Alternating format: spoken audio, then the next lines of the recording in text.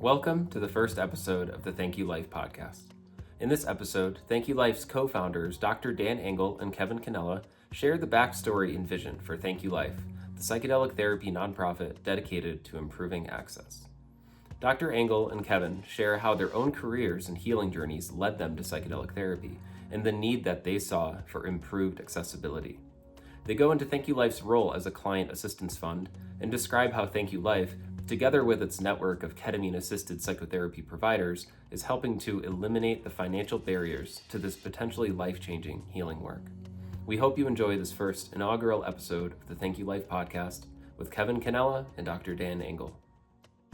Thank You Life is a 501c3 nonprofit organization that was started by myself and Dr. Dan Engle in 2022 as a financial assistance fund for psychedelic therapy. Psychedelic therapy is expensive, and 95% of the U.S. population cannot afford its costs. That's where we come in.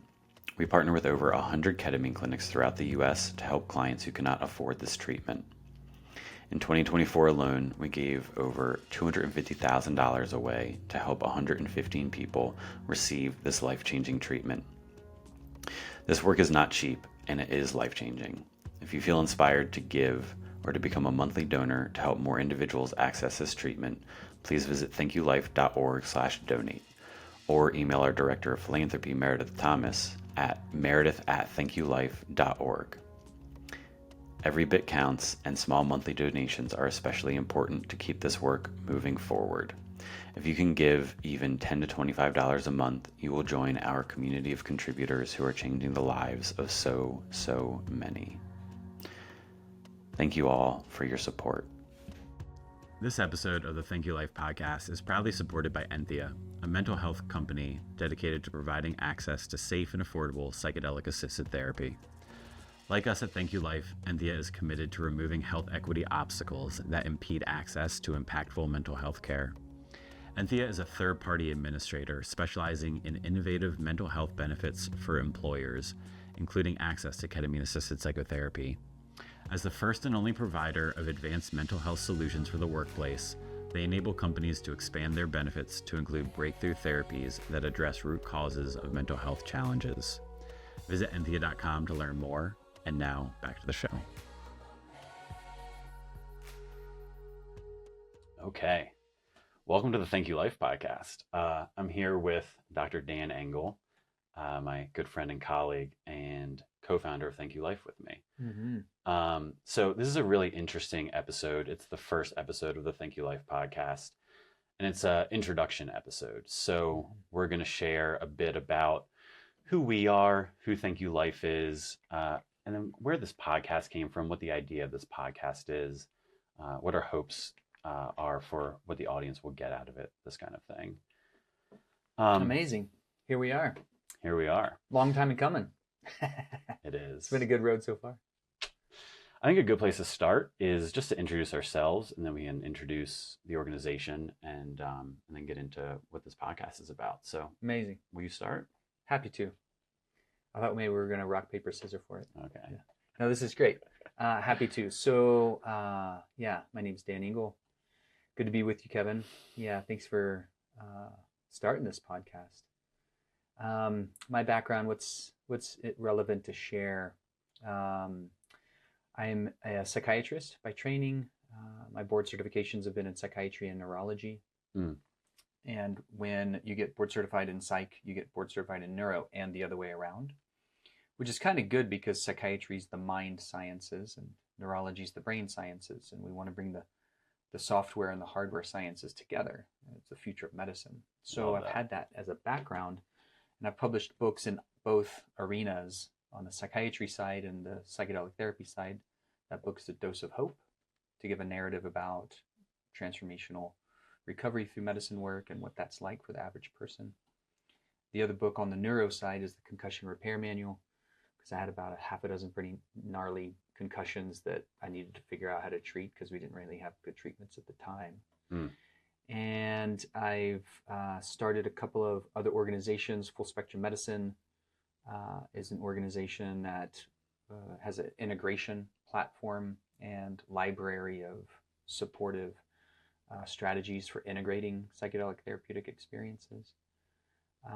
And my private practice these days has been more on the personal development and personal coaching side, and seeing what's across the life stream and the life spectrum of these healing and transformational thresholds that we each go through, kind of through the stages of our life, and how medicine work can be catalysts for those evolutionary leaps of development and consciousness.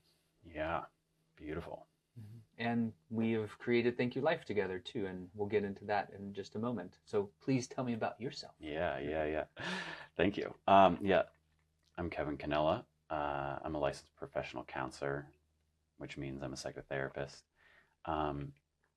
Yeah, and I spent a couple years in private practice and got into psychedelic therapy and ketamine therapy through some different trainings, some trauma trainings, MAPS, MDMA training, and yeah, brought that work into my private practice, and basically just got to a place where, I mean, the work was very meaningful and really touching, but a lot of people couldn't afford it, and so that kind of goes directly into what we're doing with Thank You Life.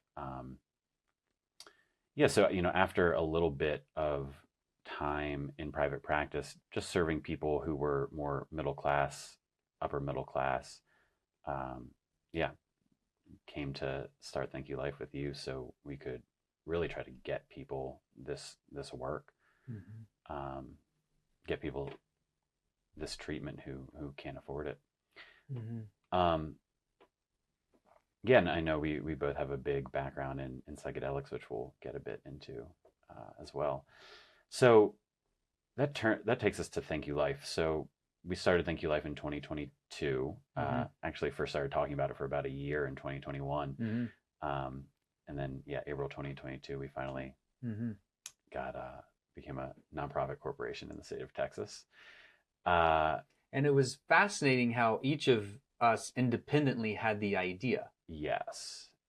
Of starting a nonprofit as essentially a funding stream to support people having access to care that wouldn't be able to afford it on their own.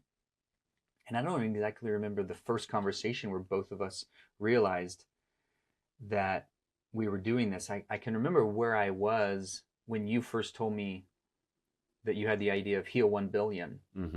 Yep. Yeah.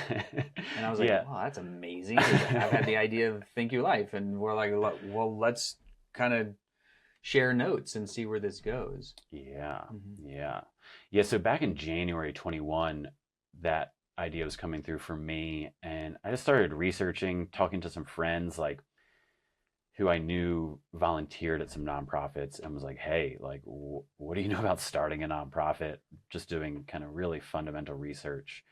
And I had two people in mind, you and Veronica Gold from Polaris, as people who I knew were pretty involved in the psychedelic scene. And so first reached out to her, and Polaris was open to being on like the advisory board, and Polaris being essentially like the first clinic in our provider network.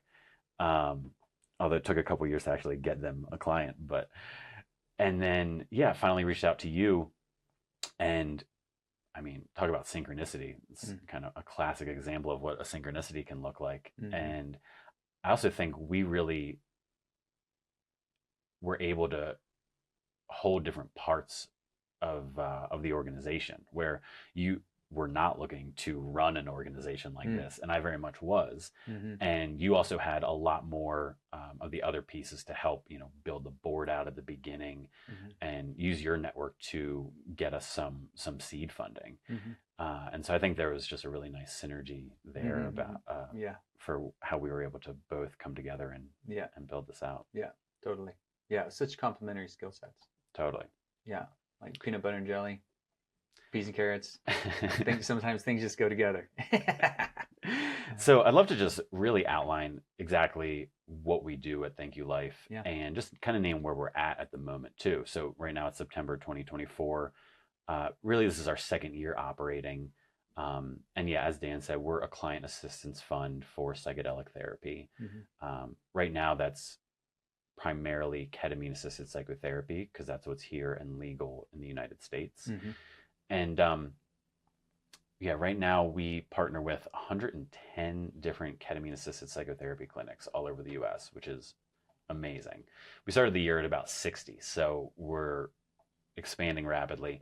And so far this year, we've helped 95 people, which is also amazing, for $212,000 that we've given away this year. Mm-hmm. And in terms of like the lifetime of Thank You Life between last year and this year, we've helped just over 130 people and have given away somewhere in the ballpark of $312,000. Mm-hmm. So in some ways, very nascent, very new, and things that are just a drop in the bucket in terms of the need out there. Mm-hmm. And also from starting from zero, 130, and being able to, raise and give away this amount of money also is really incredible. Yeah, it's pretty phenomenal to see where we've been, where we're at, where we see the trajectory going. And it feels like the right thing to do in the right field at the right time, with the right people, right? There's just so many, all the variables just slotting in. Like the wind feels at our back. Because most people will agree that finance should not be the primary barrier to entry to this work. For sure. And unfortunately, right now, most of it is out of pocket. The vast majority is fee for service because insurance companies don't provide it. Yeah. Ketamine's legal, yes. It's the only one, relatively speaking, that's legal. Cannabis, you could make a strong case for, also is a very therapeutic medicine. We just don't use it typically very therapeutically in our culture. MDMA just got slowed down for its legalization. Psilocybin is legal in 2 states. So some states are not waiting for the feds, kind of like cannabis with California in the mid-90s. California is like, medical cannabis is needed, and we're not going to wait for the feds. And oh, by the way, cannabis is still Schedule 1 federally. Right. It's still illegal federally, which is silly. So when we realize that the primary 5 epidemics are only increasing in number, 5 primary psychiatric epidemics, depression, anxiety, PTSD, addiction, chronic pain. There's only increasing. There was a big wave of exacerbation with COVID and isolation, because all psychiatric conditions will worsen in isolation. Most conditions will worsen in isolation because we're just born to bond. We're such social beings. Sure. And so when we look at ketamine being the only medicine to use at this time, it's actually very good for each of those 5 conditions.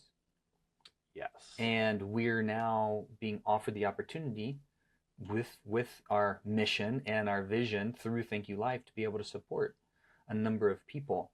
So it can feel like the number's small, 130 people, relative to the need, which is in the tens of millions. Yeah. And there's a Taoist saying, the journey of 1,000 miles starts with 1 step. And so we're taking our first steps.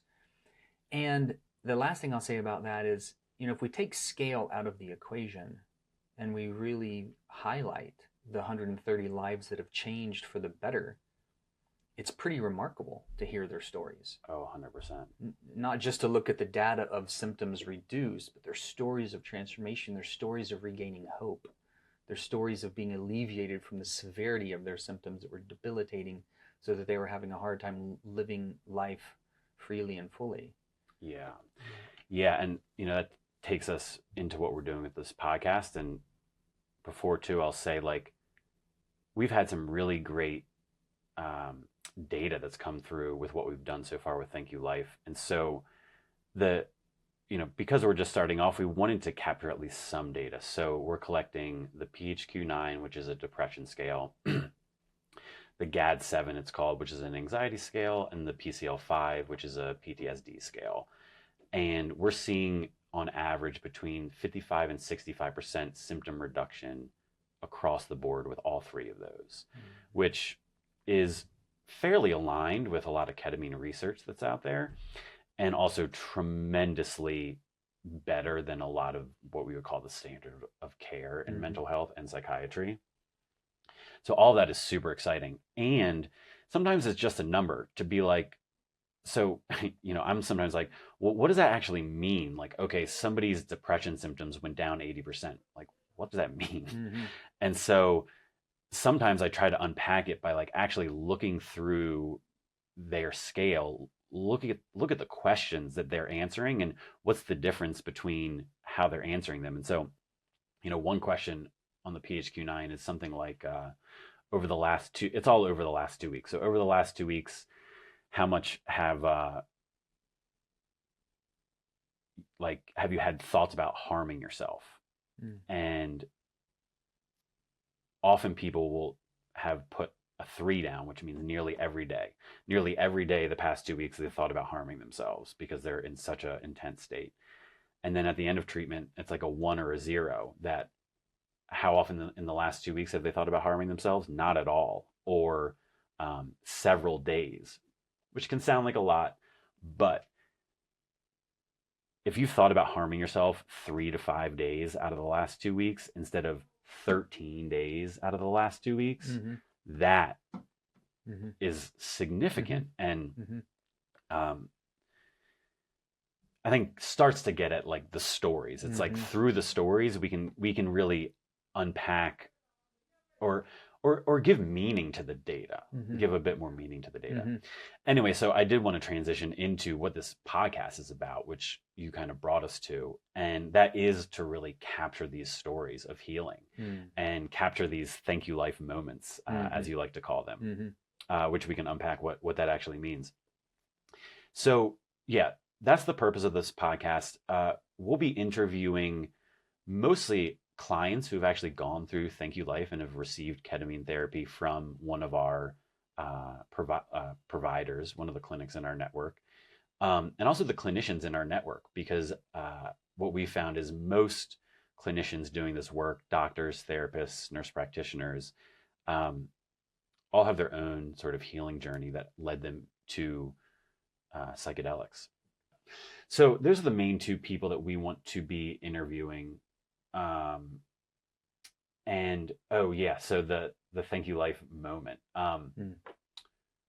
So will you share a bit about, on one hand, just like how you came to this idea to do a client assistance fund, and then where the name Thank You Life actually came from? Yeah, thanks for asking. Thank You Life, the name Thank You Life came out of ceremony. It came out of my experience in the medicine space. So backtrack a little bit. Yeah. I went through all my various residencies and fellowships in psychiatry, forensic psychiatry, child and adolescent psychiatry, and then graduated from all my formal medical training at around the age of 30. And can you give us a year just for like some context? Yeah, so this was 20 years ago. This would have been where are we at? 2004-ish. Yeah, totally. And was in practice for a couple of years after that in integrative psychiatry, helping people, adults, kids, adolescents, address their psychiatric symptoms with more integrative and holistic means. I didn't really have any mentors at that time because integrative and holistic psychiatry was not really a thing then. I was just looking around, seeing the need. And it came from my own experience. Actually, I mentioned having a series of really gnarly concussions. Yeah. The last one of which was in my neurology training. I was snowboarding at the time pretty regularly, and I got turned upside down in a snowboard park after my goggles had frosted over, and ended up going headfirst into one of the jumps. I put an 8-inch crack in the back of my helmet, and really started having a really bad post-concussive syndrome, and problem with thinking, concentration, memory, short-term focus, and sleep. And the sleep issue was the most dangerous because I actually started having narcolepsy after my last head injury. And it's just like sleep attacks when you shouldn't be sleeping, like driving. Right. So I was put on a cousin of Adderall being essentially prescription cocaine. Pharmacologically, it's kind of like cocaine, whereas Ritalin's kind of like speed. That's how they work in the brain. And this cousin of Adderall called Cylert was really effective for helping me stay awake and get a lot of stuff done. And I was on that for a couple of years, but then I realized the long-term plan is for me, for the long-term plan of my physicians in care was for me to be on this for the rest of my life. They had no other strategy. Yeah. And I realized I didn't want to be on a medication for the rest of my life. So I had to figure it out. Especially a medication like that. Right. Because they work. There's seductive medicines, like the stimulant medications that help people get shit done. It's kind of like a triple espresso with a longer half-life. So it can be a little edgy, and they actually over time cause neuronal pruning, which means they start to inhibit new neuronal growth patterns. So it kind of early ages the brain. And I realized I didn't want to be on that, so I had to figure it out. You're listening to the Thank You Life podcast because you're interested in hearing inspiring stories about people's personal growth, transformation, and healing with psychedelics. And that's awesome because those stories are really powerful and they deserve to be heard. But if you are anything like me, you are also interested in what's happening out in the world to make these substances, these medicines, more accessible and available to everyone. So my name is Henry Winslow, and I created a free email newsletter called Tricycle Day that helps you do just that. Every week, I send 2 issues that take about 5 minutes to read, so not a huge time commitment at all, but they'll get you caught up on what's happening in psychedelic research, policy reform, and this emerging industry that's unfolding in real time. So if that sounds like something you would like to check out, just go to tricycleday.com, and there you can enter your email and you'll be good to go. So with that said, I'm super happy to be supporting Thank You Life, and let's get back to the podcast. This episode of the Thank You Life podcast is proudly supported by Dr. Bronner's, a brand that believes in more than just making great soap. As a dedicated corporate sponsor of Thank You Life, Dr. Bronner's is helping us break down barriers to mental health care, advancing our mission to providing life-changing access to psychedelic therapy for those in need. Together, we're making healing possible for underserved communities across the country. So next time you see that iconic bottle on the shelf, know that Dr. Bronner's isn't just providing that refreshing shower. They're also invested in improving access to mental health care for everyone. Thank you, Dr. Bronner's, for being a true partner in healing. Visit drbronner's.com to learn more. Now back to the show. So I went just deep into restoring everything that I could in my own body and brain. And the way I was able to start getting some traction is I learned from all the other, as many as I could, physicians in the other care, the other healing paradigms. So my first mentor was a chiropractor. My first clinic was in a Chinese medicine clinic. I started studying with naturopaths because there were a lot in Portland at that time. Portland has one of the naturopathic colleges. And started studying Ayurvedic medicine. My second mentor was big into Ayurvedic. And so all of these practitioners, all these other fields, they interface historically with mental health challenges all the time. Sure. Because most of those fields are hundreds and hundreds of years old. Chiropractic medicine is a bit as old as allopathic, but all the other fields that I just mentioned, all are hundreds, if not thousands of years old. So I was just curious, like, okay, well, how do people outside of the Western allopathic medical orientation, and in psychiatry, it's really just like you said, standard of care is talk therapy and medications. Right. That's it. Right. So once I started restoring my diet and changing a lot of my lifestyle habits and taking some specific targeted supplements for both focus but also brain healing and restoration, I started getting slow traction. And around that time, I was also going through a separation and a divorce. And I was super stone cold a non-emotional about it. I couldn't access the grief. I really couldn't even access the pain. I was just cold, and I knew I didn't want to live my life that way. So I kind of asked for help, which is part of the opportunity that when our egos have such a hard time with something, like a friend told me a long time ago, a bad day for the ego is a good day for the soul. My ego is having a bad day in that little window of time, and so I asked for help, luckily a friend of mine at that time introduced me to ayahuasca. Wow. That was 20 years ago. Wow. And so I learned more about myself in one weekend with ayahuasca than I had in 1 decade of psychotherapy training and psychiatry training. So I closed my clinic and moved down to the jungle to study. And I was there for over a year and just deepen that kind of apprenticeship path, understanding the technology of these natural medicines. So for you, it like all came from this place of wanting to get off these psychiatric meds and find a different solution because your doctors were not offering much of a solution. They didn't have any other strategy. Right. So that was the entry point. Yeah. And so sometimes that's people's entry point with ketamine, some degree of suffering, and they are either not able to cross,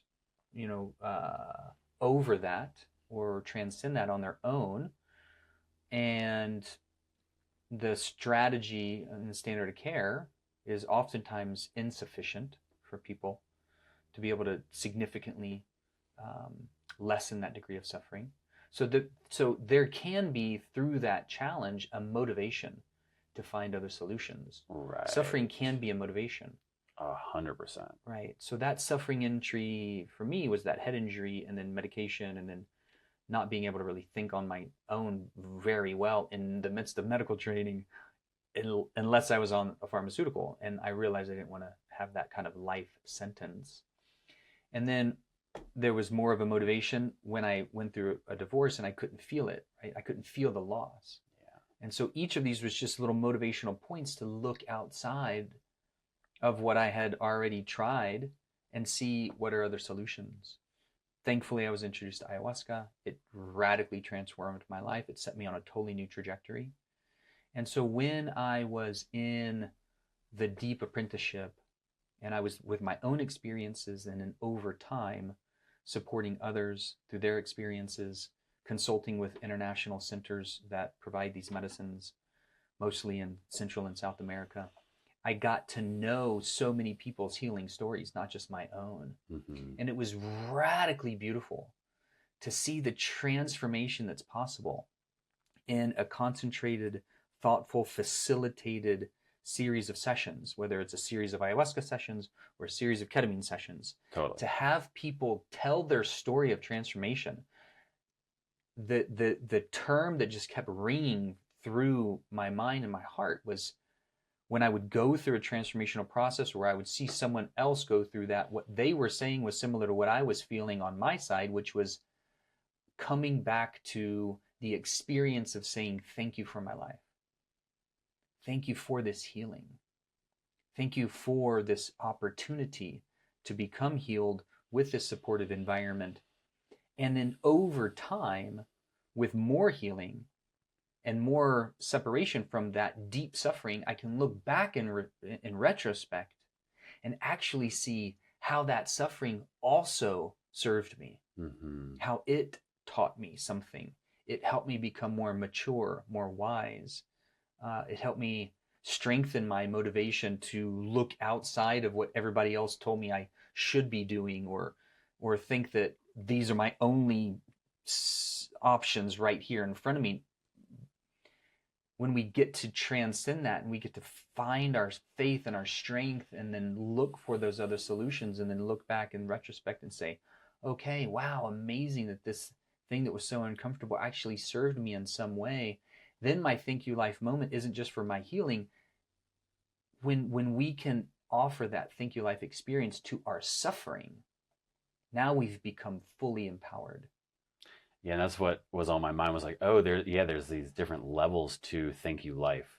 Like, thank you life for the healing, but then, thank you life which includes that suffering journey that was taken. And I'm now at a place where I can look back at that suffering and say, wow, thank you for that, because I see how it was a catalyst or a forcing function to get me here. Exactly. And I should say too, just to be mindful and thoughtful, it's hard and maybe actually not even beneficial at the time to go so early into a Thank You Life experience for our suffering. Because if you have somebody in deep trauma and because I've been there, I'll just put in my first person perspective. When I've been in trauma in the past and I've tried to jump to thank you for life and thank you for this suffering experience, that can be a bypass.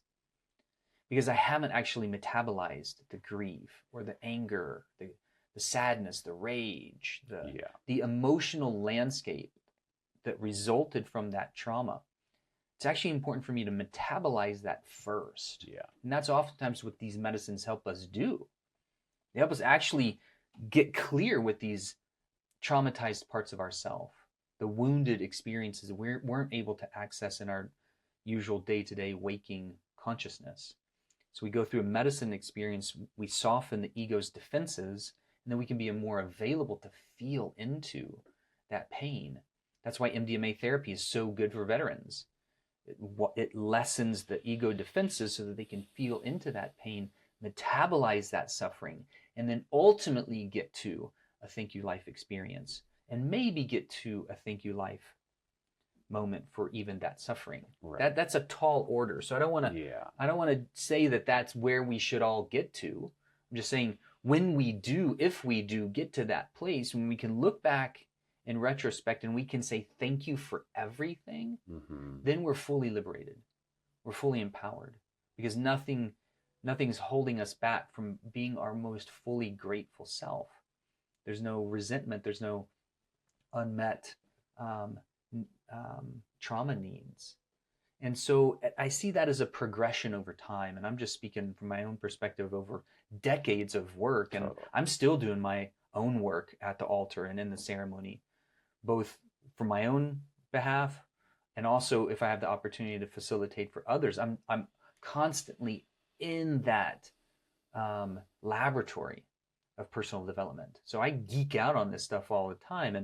And I want to just give the listeners a little bit of appreciation, but there's a continuity and a continuation of this process that over time, the more we stay with it, and we just allow ourselves to be broken open by the grief and the pain, and ideally, be able to trust the person that is facilitating for us, to be able to hold that space, trust our facilitator, trust the process, trust the medicine. If we can trust all those factors, it's like the set and the setting. If we can trust all those factors, then our job is to surrender and just to have the faith that we can tolerate the process of being broken open and be healed, and then ultimately come back to that Thank You Life experience. And the last thing I'll say about that is because when we come to that Thank You Life experience, sometimes it's over one session, sometimes it's over a lot of sessions. Yeah. When we come to that Thank You Life experience, we naturally want to give back because we're feeling filled up. We're feeling grateful for life. And our natural blueprint is to be loving and generous. And nature's like that. That's actually the sustainable ecosystems that last over time. So when we can come into that Thank You Life experience, we're coming into more of our unique original blueprint, and we just want to give back and we want to help others out. And that's why so many people that we're seeing now, which is amazing, going through their own experience of a Thank You Life supported process, now they also want to give back. And many of our benefactors and those making donations, they've already had their Thank You Life moment, and now they want to give back. So we're just seeing this flywheel of reciprocity in motion, and it's so inspiring. It really illuminates the full circle piece of the name. The name is really perfect for what we're doing, because one half of it is to help others get to their Thank You Life moment, but it's also like, where did the donations come from? It came from people who had their Thank You Life moment, and what was what emerged out of that was, that desire to give forward. Mm-hmm. So beautiful. And it's just like, there's such a beautiful perfection to that. Mm-hmm. Yeah, amen. Love that. Mm-hmm. So that's where the name came from.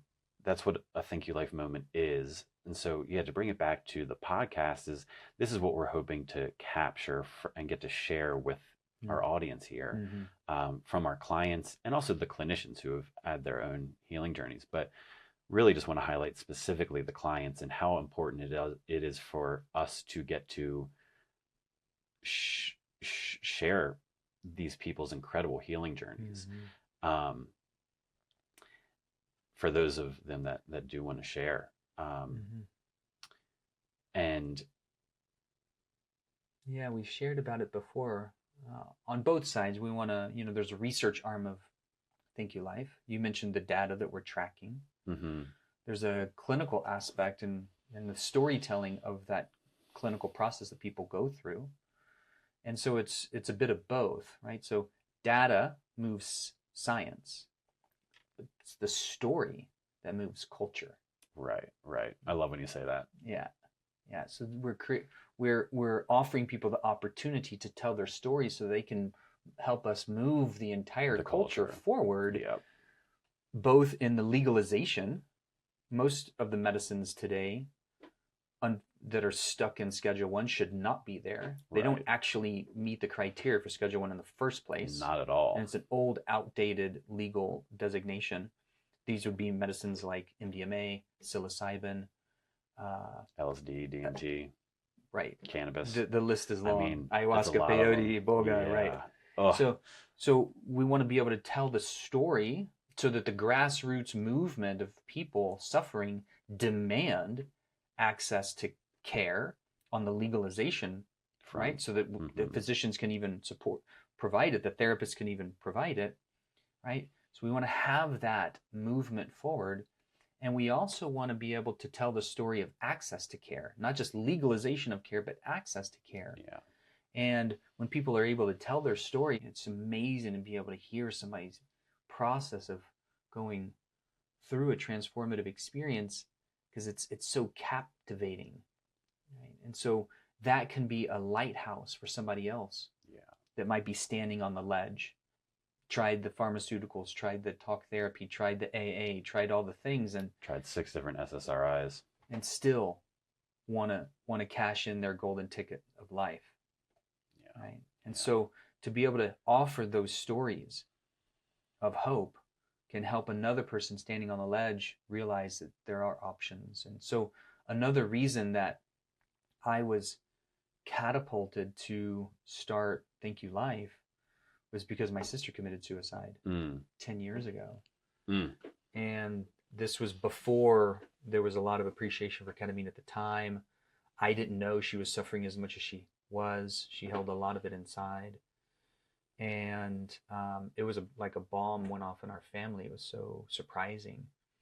And then I realized at that time that I couldn't be silent anymore. And so it really thrust me into education and advocacy. So that's when I started doing documentaries, podcasts, conferences, talks, etc. And so at this point, you had already been on your healing journey with the concussion and going down to the Amazon with that for about 10 years. Right. Before she passed. And my family didn't know I was doing any of that work because they wouldn't have really understood it. Right. My dad thought it was strange enough that I moved down to the Amazon after I just started my practice. He's like, that seems a little strange. What are you doing down there? And I said, I'm just taking a sabbatical to study herbal medicine. Nice. And it was accurate enough. I had a similar experience with, for me, it was just undergrad, but graduating from Georgia Tech undergrad and 3 weeks later going down to have some medicine experiences at the Temple of the Way of Light. But my dad had a very similar, like, what are you doing? And how does this make sense? Yeah. But so, I would love to, as we were talking about, like really dive into some of your Thank You Life moments. And so right here, it seems like there's 2 really interesting ones that you've named. Kind of that first wave when you were healing your brain, and then the second wave that came 10 years later with your sister. I'm curious if either of those call to you to dive into a bit more. Yeah. Thanks for asking. Yeah, there have been these cardinal events. It's kind of fascinating how that happens when you look in retrospect. Like a singular event on a particular day or a particular relatively brief moment in time can completely alter the direction of our life. And for me, that was my medical training was bookended by breaking my neck and being introduced to ayahuasca. So 2 weeks before medical school, summer between college and medical school, I dove off a pier into knee-high water on my crown, broke my fifth vertebra in the neck, C5, burst fracture, and started med school in a halo. And before that, I thought I was going to go into emergency care medicine or surgical care because I love the hands-on work. I love being in and out. I love just the operational side of things. But then when I ended up in a halo, it slowed me down. First thing, it just slowed me down probably my whole life up to that point. Sure. I was in the halo for 3 months. And I just got really interested in neurology. I got a burst fracture, got really close to severing my cord, but didn't.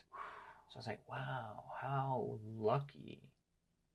And there was a bit of a call to pay it forward, to pay it back and pay it forward. So I got into internal medicine on the rehabilitation side to be able to get curious about that. Started studying neurology more, and that took me into psychiatry. And then I ended up in psychiatry. So I wouldn't have ended up in psychiatry without breaking my neck. Right. And I wouldn't have ended up with ayahuasca if I hadn't gone through a divorce and realized that I was just stone cold and I didn't want to live the rest of my life that way. So each of those kinds of experiences, whether it's a physical injury or an emotional injury, or the recognition that I've probably been protected my entire life from emotional injury and just kind of like throttling down, putting my head down and just playing through it, because sports at that time were like my medicine. And each of those times, there was just a significant shift in a relatively narrow window. Introduced to ayahuasca, totally changed my life. And then fast forward 10 years later, and each of those is about 10 years apart. When I broke my neck, when I was introduced to medicine, when my sister passed, and then when Trudy passed, that was another complete new trajectory in my life.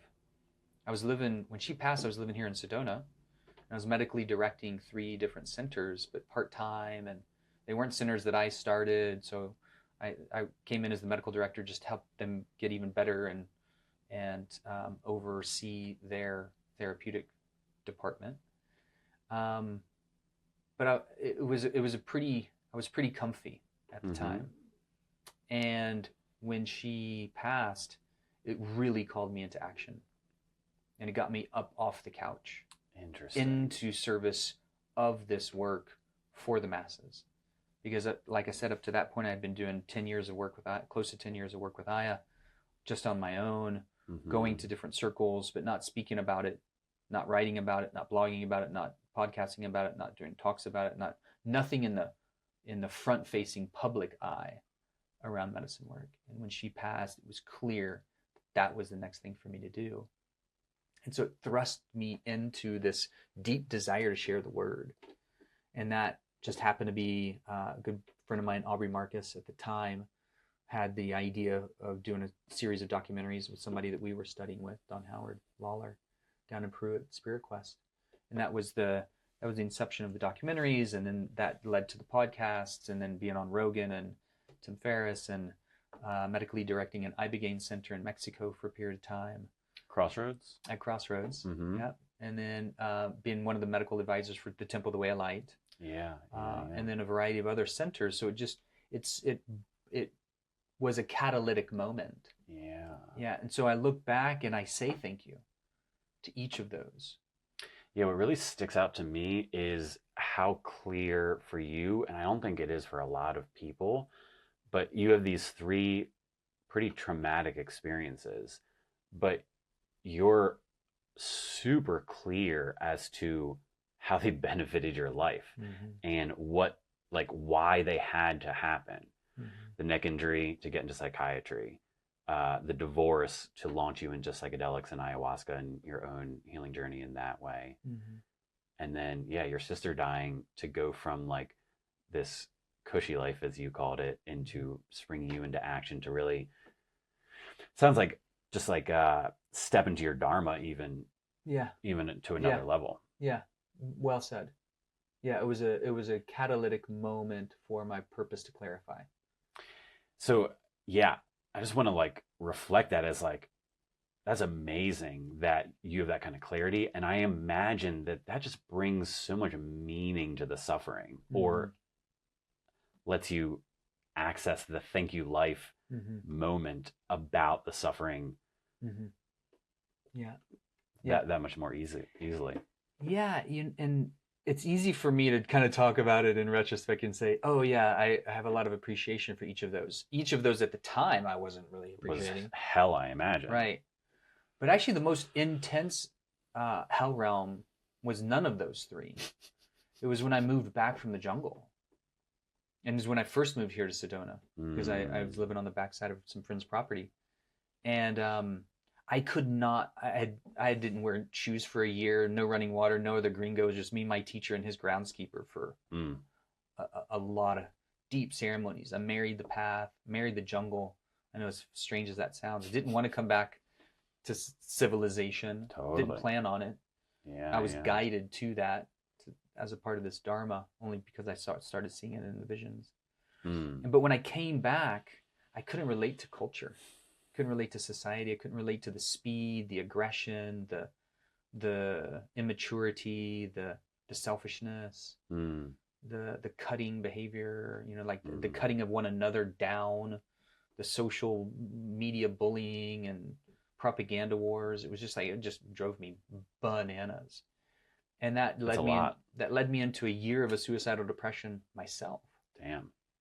And I was living in a tent for the first year when I moved back from the jungle, because I just couldn't relate. And it was in that time when I was ready to cash in my golden ticket. And that's the only time I've been extendedly suicidal. Not actively planning, but passively desiring. Yeah. That I was graced with Viktor Frankl's book, Man's Search for Meaning. And I was so cracked open at the time, and I was so thirsty to find meaning. And I still don't know how that book ended up in my tent randomly.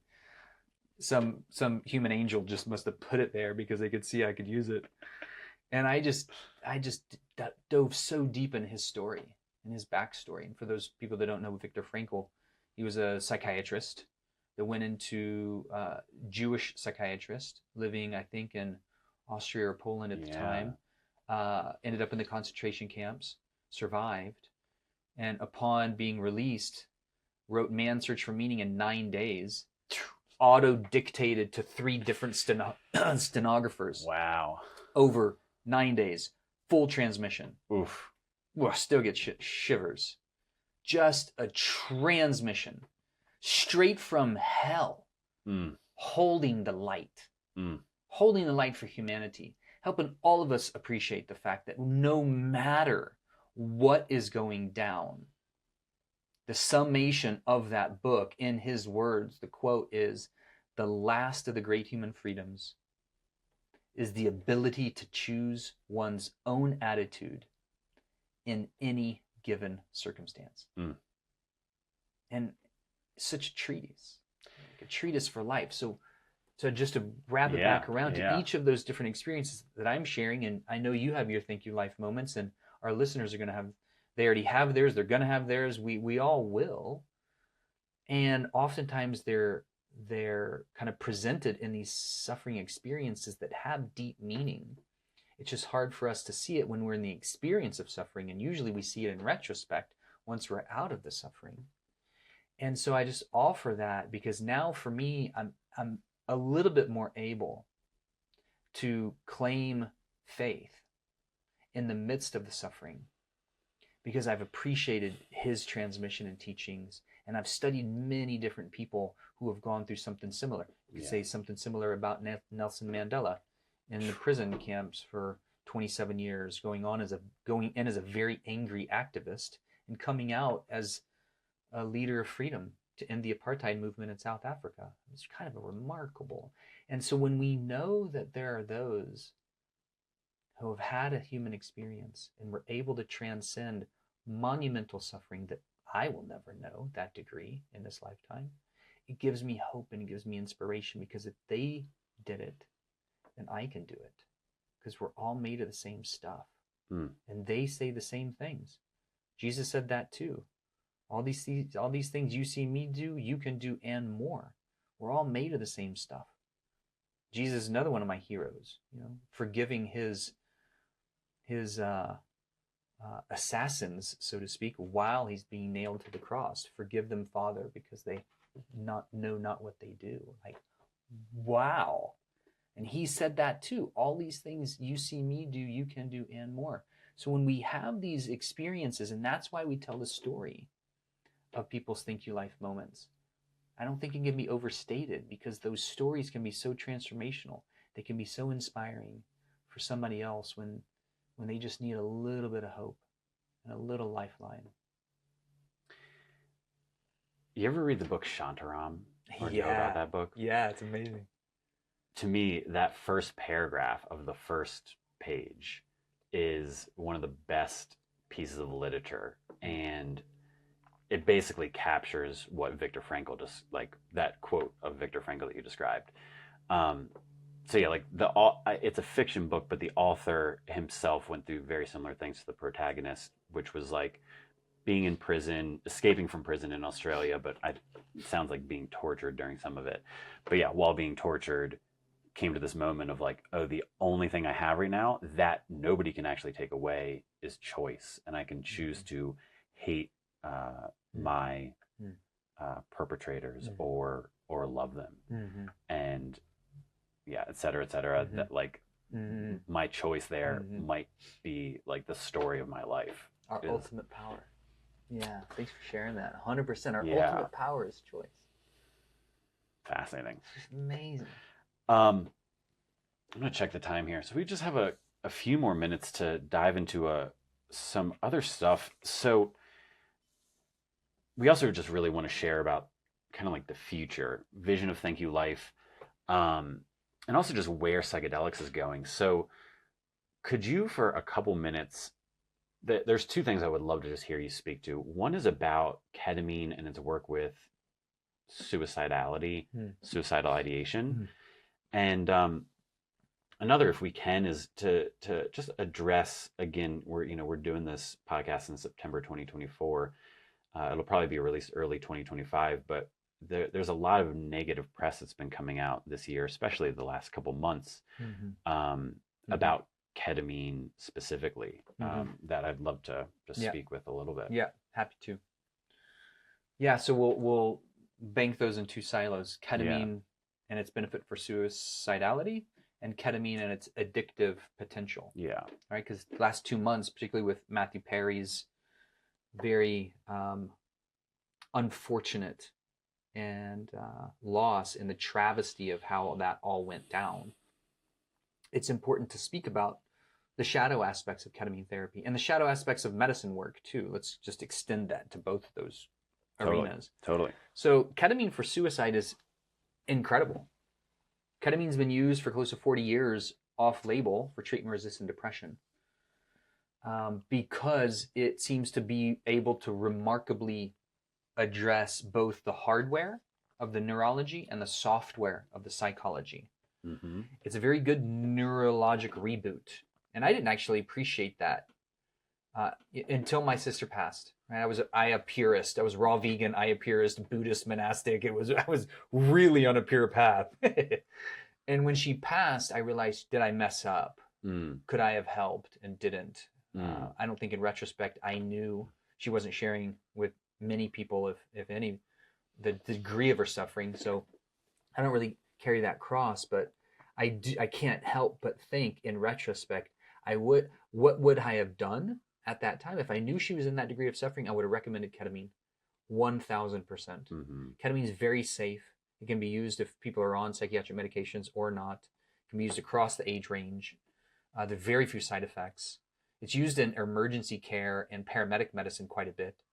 Because, specifically like with kids and pets too, Yeah. because right, perfect example. Yeah. Exactly. So ketamine came from veterinarian medicine. It was a horse tranquilizer. And then it was used in human studies for surgical anesthesia. And many physicians found their patients, when they came out of surgery, they felt better, which was just crazy at the time, because you're feeling better. You just went to sleep and you're feeling better than you're better than over the last few years we've been talking about all your problems. Right. You're feeling better from going to sleep than the therapy. That's strange. Yeah. So they started using it for off-label treatment-resistant depression, and it's very safe even for kids. Right. Right. Yeah. So it has a safety profile that's remarkable. It resets the nervous system. We still don't totally know how that happens. It stimulates a number of different factors, including the glymphatic system, to decongest cerebral inflammation. Ooh. Is that the like rush of glutamate? How it like kind of activates glutamate? It seems to be glutamate specific. Got it. Or at least glutamate modulated. We don't know the proportionality. The reason that I've seen that is because I was running traumatic brain injury centers in Denver at the time. And we would see a lot of veterans and combat athletes come in just with their brains mangled. Right. A lot of neurologic inflammation. Go through a ketamine series, not really therapeutically on the psychology side. Right. Right. We weren't necessarily doing that to resolve PTSD.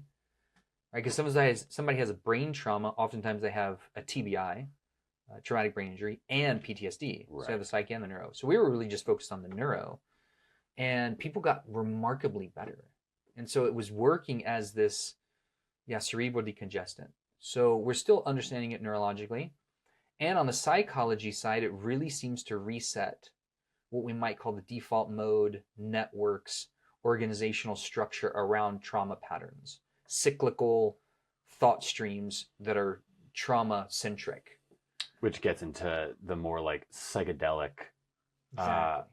equivalent effects that ketamine has, similar to psilocybin or some of these others. Yeah, similar because it offers us this window into the psyche, like psilocybin. But ketamine, even more than the others, seems to be this pattern interrupter. Like if you had an old school CD player that was just stuck, it had, a groove in the CD and it was stuck on that particular part of the song, and you needed, or an old vinyl record, it's stuck on that particular part of the song and you just need to fast forward it a little bit. That's what ketamine seems to do. It just nudges the needle a little bit further in the storyline. So we're not just so stuck in the trenches of trauma. It doesn't typically last only one session. That's why it's done in a series of sessions. Mm-hmm. So it's very good at interrupting cyclical suicidal thought patterns.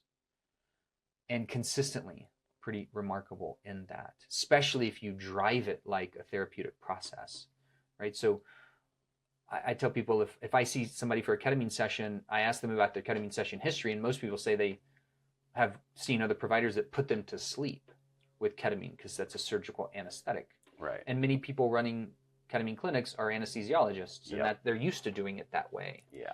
I said, well, understandable, that can be beneficial, but my job in working with you in ketamine is not to put you to sleep, it's to help you wake up. Different. Right.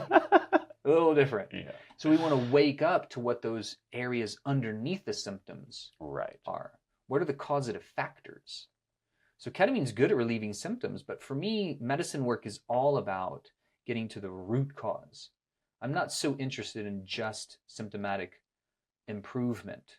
Yes, if somebody's standing on the ledge, I'm going to say, great, let's get your symptoms down for sure. And then we can do work. And so this is, I just want to, name too, this is what we're doing with Thank You Life. And so I would say in the ketamine space at the moment, there's two primary modes, so to speak. One is like a ketamine infusion center where they don't have much psychological support. There's not really a therapist facilitating.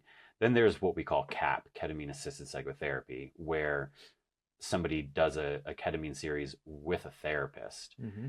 And yeah, I think what you're talking about really just speaks to the difference here, where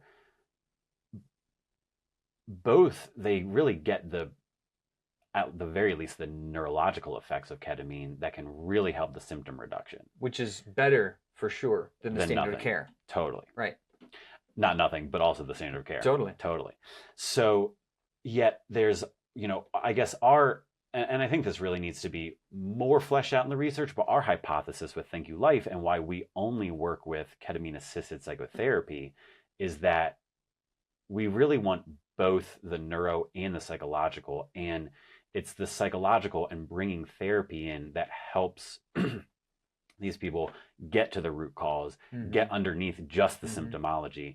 And great that the neurological brain reset that ketamine can provide can give the symptom reduction that we're talking about, but also let's help them get in touch with those pain points that causes it to begin with, so there can be more of a longitudinal resilience to the it. differential between just doing the neuro side is that you're giving a person a fish. Right, exactly. Right, you're helping their symptoms improve, but they're going to need to keep coming back in order to keep having their symptoms improve. Whereas if you're doing the psychology side and the therapeutic side as well, you're helping them create understanding and depth of meaning and metabolization of that trauma. Now you're teaching them how to fish. You're giving them back their power. And you're feeding them fish while teaching them how to fish. Totally. Because you're still getting the neuro piece. 100%. But yeah, exactly. Yeah. That's such a classic analogy and perfect to kind of articulate what's happening here. Yeah. So the idea is that they don't need to come back in 6 months or a year, and maybe they'll still need some maintenance. Maybe so, because sometimes the hardware just still needs to be supported. Totally. Because if somebody has hypothyroidism, they're going to have depression unless the hypothyroidism is taken care of. Somebody's eating really crappy food with a lot of excitotoxins and they've got neurologic inflammation, they're probably going to need the hardware support. But those are typically just maintenance one-time doses, say every 3 to 6 months, versus a whole nother series. Sure. Right, so you're still significantly net positive. And now they have more understanding and meaning, and they're feeling more empowered. So there's a variety of different ways that ketamine is really good for suicidality, especially if people can go through healing, they can understand meaning, and that's more on the therapeutic side, but acutely it interrupts that pattern. Yeah. So now let's move over to ketamine in its addiction or shadow side. It's also 1228. Okay, so 2 minutes. Yeah. Ketamine does have an addictive profile. It's not physiologically addictive like coffee even is, right? Right. You binge coffee drinker and you stop, massive headache. Yeah. Binge cigarette smoker, stop, significant withdrawals. Binge alcohol, heroin, all those things, physiologically dependent. Ketamine is not like that, but some people can get seduced and kind of wanting more of the anesthesia from their pain. Right. So you look at somebody like Matthew Perry. I don't know him. I don't know his story, but let's just broaden that to someone with addiction. Right. Use Gabor Mate's frame that it's not so much the addiction. The question isn't to ask why the addiction. Right. The question to ask is why the pain. Right. What's the trauma underneath the addiction? Right. So if somebody's stuck in trauma, stuck in pain, and ketamine's helpful, or alcohol's helpful, or heroin's helpful, it makes sense that we would use what's helpful. Yeah. People keep using something, even when it significantly has side effects or detrimental lifestyle consequences. Right. They're only using it because there's some benefit. Yeah. Right? So we need to understand that ketamine has that kind of flavor. Some people love that dissociative effect. It does have an addictive profile that way. It's fairly minimal as far as the numbers go, how many people get quote unquote addicted to ketamine, but there are people. I know several people who are highly functioning who have been addicted to ketamine. Partly because it's more and more used in the underground scene and community. It's being more and more populated and talked about and kind of excited. Yeah. It's just in the zeitgeist more. So people just by exposure are going to be using it more and then get addicted to that kind of dissociative factor. So it does have that addictive profile. It's important to understand that. It's a controlled substance. So it's only available through physician prescription above board. Right. There's a whole underground community where you can get anything, that's illicit. Drugs, including a whole host of other things. So when we understand that it does have an addiction profile, and then we can educate our clients to help them appreciate that even with something like Spravato, which is a nasal ketamine spray, if we're saying, yes, this is going to help you feel relief, but we only want you to use that when needed, so to be able to take the edge off of the severity of your symptoms so you can still live your life well, we also want to only prescribe it when you're doing the therapeutic side of the equation too. Otherwise, we're just back to the same analogy. I'm just giving a person a fish and they're reliant on me for fish. Right. Versus can I teach that person how to fish, and then can I show them where the fish are?